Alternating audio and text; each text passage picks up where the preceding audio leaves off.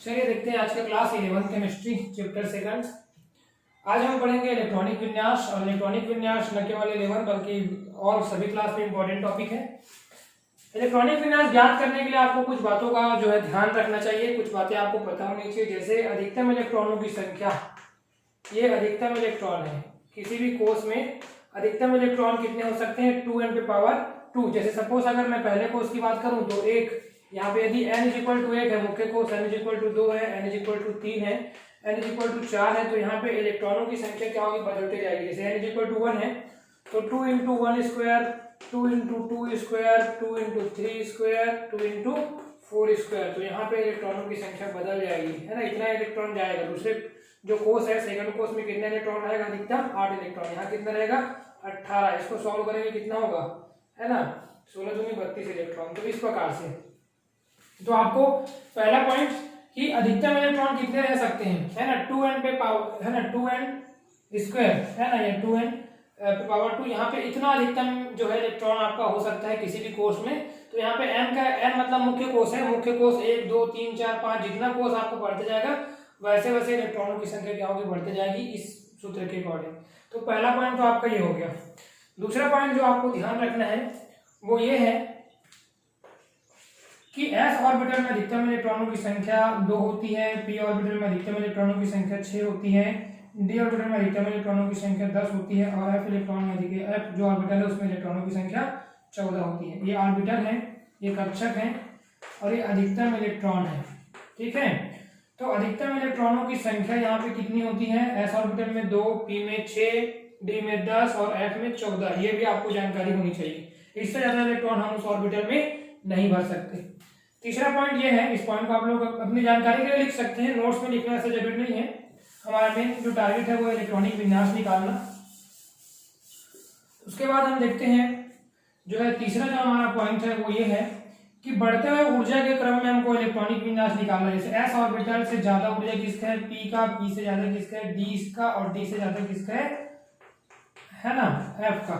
ये ऊर्जा स्तर है, ऊर्जा का क्रम है ना। कल हमने आप जो सिद्धांत पढ़ा था उसमें देखा कि s ऑर्बिटल से ज्यादा ऊर्जा होता है p ऑर्बिटल का, p ऑर्बिटल से ज्यादा ऊर्जा होता है d ऑर्बिटल का, और d ऑर्बिटल से ज्यादा ऊर्जा होता है f ऑर्बिटल का। तो हमें सबसे पहले s ऑर्बिटल को भरना है, फिर p को, फिर d को, और फिर f को। लेकिन यहाँ पे n प्लस l का नियम जहाँ लागू होता है 3d और 4s वाली कंडीशन में, तो हम देखते हैं कि यहाँ पे 3 प्लस 2 और यहाँ पे 4, है ना, जो 3d और 4s की कंडीशन में 4s में आपका आ जाएगा 0। तो यहाँ पे आपका आता है 5 और यहाँ पे आ जाता है 4। लेकिन यहाँ पे हमको क्या है, जो d का वैल्यू आप भाव में n का वैल्यू कम है तो हम 3d को पहले भर देते हैं। ये आप भाव के अकॉर्डिंग है। अगर आप सामान्यतः 4s को भी पहले भरेंगे तो कोई इसमें दिक्कत नहीं है, आप भर सकते हैं। अगर पर्टिकुलर आपको क्वेश्चन आप भाव के अकॉर्डिंग आप भरिए, ऐसा क्वेश्चन अगर आता है तो उस कंडीशन में आप जो है 3d को पहले भर देते हैं। और अगर ऐसा नहीं आता तो आप 4s को भी पहले भर सकते हैं, ऐसा कोई उसमें दिक्कत नहीं है। उसके बाद चौथा जो आपका पॉइंट है वो है कि आपको एक चीज ध्यान रखना है कि अर्धपूरित कक्षक, अर्धपूरित व पूर्ण भरे हुए कक्षक,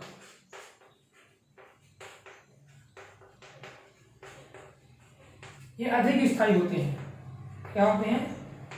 अधिक स्थायी होते हैं। ये आपको ध्यान रखना है, तो बहुत इंपॉर्टेंट चीज है ना, क्योंकि आपका मेन टारगेट क्या है? कोई भी एलिमेंट, कोई भी परमाणु, जैसे जिंक का निकालते हैं, क्रोमियम का निकालते हैं, कॉपर का निकालते हैं, इन सभी जो एलिमेंट है, जो परमाणु, उसका इलेक्ट्रॉनिक विन्यास निकालने से पूर्व आपको एक चीज ध्यान देना है कि हमारा टारगेट उनको स्थायी को देना है। मतलब ये हमेशा प्रकृति में रहे, स्थायी बने रहे। स्थायी बने रहने के लिए अर्धपूरित या जो पूर्ण भरे हुए कक्षक हैं वो ज्यादा स्थायी होते हैं। किसकी कंपेयर में? आंशिक भरे हुए कक्षक की तुलना में, है ना, आंशिक कक्षक की तुलना में। अब ये आंशिक कक्षक, अर्धपूरित कक्षक और पूर्ण भरे हुए कक्षक क्या है ये मैं बताता हूँ आपको। जैसे सपोज मान लेते हैं डी कक्षक, तो डी में टोटल 10 इलेक्ट्रॉन होते हैं, तो D5 ये अर्धपूरित है, ये क्या है? अर्धपूरित है, और ये क्या है? पूर्ण भरा हुआ कक्षक है। और आंशिक कक्षक क्या होगा? जैसे D बराबर मान के चले 2 3 4 5, है ना, 5 को छोड़कर 6 7 8 9, ये सारे क्या है? आंशिक है। आंशिक मतलब अर्ध रूप में भरे हुए, और ये क्या है? पूरित और ये अर्धपूरित। तो किसी भी परमाणु या एलिमेंट का पहला जो मतलब उसका जो कंडीशन होता है, हमारा जो पहला दायित्व होता है कि हम उसको या तो पूर्ण रूप में या अर्धपूरित रूप में यदि संभव हो, है ना, यदि संभव हो तो पूर्ण कक्षक या अर्धपूरित कक्षक के रूप में उसके इलेक्ट्रॉनिक विन्यास को निकालने का प्रयास करना चाहिए। यदि संभव हो तो हमें प्रयास करना चाहिए कि उस इलेक्ट्रॉन का जो कक्षक है वो या तो अर्धपूरित हो और या तो फिर क्या पूर्ण रूप से भरा हुआ होना चाहिए। ये हमारा पहला प्राथमिकता है ना, क्योंकि कोई भी जो परमाणु है या कोई भी अणु है, सॉरी जो आपका तत्व है ना, एलिमेंट है, वो हमेशा इस स्थायित्व को प्राप्त करना चाहता है, उसका टारगेट होता है ना। जैसे आप लोग पढ़े हैं संयोजकता, या जो संयोजकता आपने पढ़ा है कि साझा करते हैं या इलेक्ट्रॉन त्यागते हैं या ग्रहण करते हैं, ये सब क्यों करते हैं? ताकि उनका स्थायित्व बना रहे, और उसी स्थायित्व के क्रम में ये भी आ जाता है ना। इसको हम लोग आगे समझेंगे एग्जाम्पल से। जैसे एस ऑर्बिटल की बात करूं तो 1 या एस ऑर्बिटल में 2, तो ये दोनों कंडीशन स्थायी है, या अर्धपूरित है और ये क्या है, पूरित है। वैसे ही पी ऑर्बिटल में 3 और 6 है ना, ये दोनों क्या है, अर्धपूरित और ये पूरित, तो ये स्थायी है।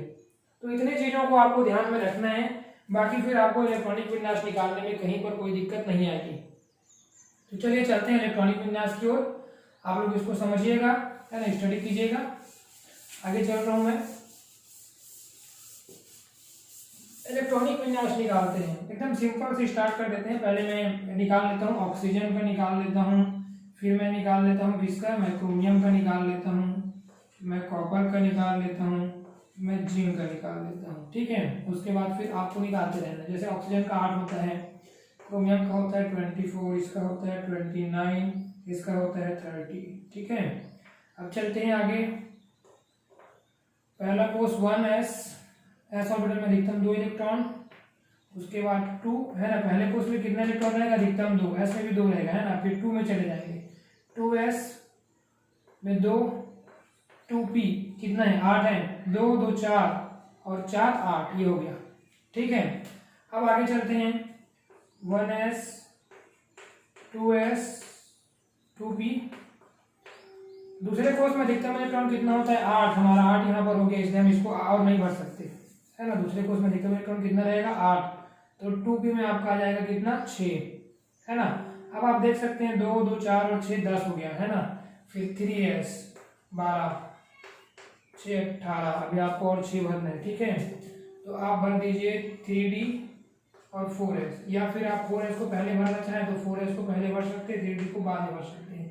ये n+l के नियम के अकॉर्डिंग है, 4 + 0 = 4 और 3 + 2 = 5। तो आप पहले इसको भी पहले भर सकते हैं, है ना, अगर आप बाउ के नियम से भरना चाहें। और यदि आप 3d 4s लिखिए, कहीं कहीं पर ऐसा भी है, कहीं कहीं पर ऐसा भी है, तो दोनों कंडीशन सही है। मैं दोनों में से किसी कंडीशन को गलत नहीं करूंगा। बस यहाँ पे आपको एक चीज ध्यान देना है कि यहाँ पे जो है आपका जो इलेक्ट्रॉन की जो संख्या है ना, यहाँ पे इलेक्ट्रॉन की संख्या कितनी हो गई, 2 2 4 6 10 2 12, 12 6 18, 18 2 20 और 20 और 4 24। तो ये गलत है, क्यों? क्योंकि यहाँ पे ये जो है क्या है, आंशिक भरा हुआ कक्षक है, और आंशिक भरा हुआ कक्षक की तुलना में जो अर्धपूरित कक्षक होता है वो ज्यादा स्थायी होता है। तो आप इसको क्या करेंगे, यहाँ पे 5 लिख देंगे और इसको लिख देंगे 1। क्यों?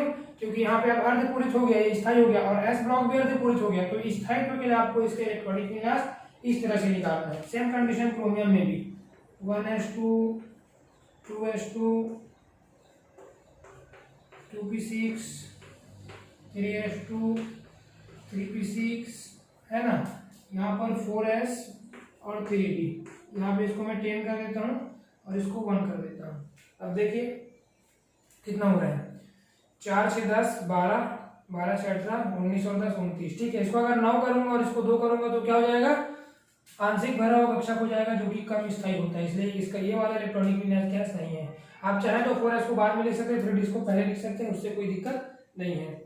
उसके बाद मैं अगर इसका निकालूं तो सारी चीजें same, 1s2 2s 2 2p6 3s2 3p6 4s और 3d, यहाँ पे 2 और यहाँ पे 10, है ना, आप लोग गिन लीजिए। तो इस प्रकार से आपको विभिन्न एलिमेंट का इलेक्ट्रॉनिक विन्यास निकालना है ना। और किसी प्रकार की अगर परेशानी होगी तो आप उस एलिमेंट को लिख सकते हैं। तो आपका मैं कुछ वर्क देता हूँ, वर्क आपको आयोडीन का निकालना है 53। ठीक है, और इसके बीच में आप लोग निकाल लीजिए किसका, जिंक का मैंने बता दिया, आयरन का आप निकाल लीजिए, निकिल का आप निकाल लीजिए। ठीक है, और उसके अलावा ये आपका होमवर्क है, ठीक है, पहला, दूसरा, तीसरा, चौथा, और आप लोग और किसका निकालेंगे, है ना, फ्लोरीन का आप निकाल लीजिए। और एक पांचवा और देता हूँ, कोई भी, क्रोमियम हो गया, कोबाल्ट हो गया, और क्या दूँ आपको, आयरन हो गया, निकिल, एल्युमिनियम।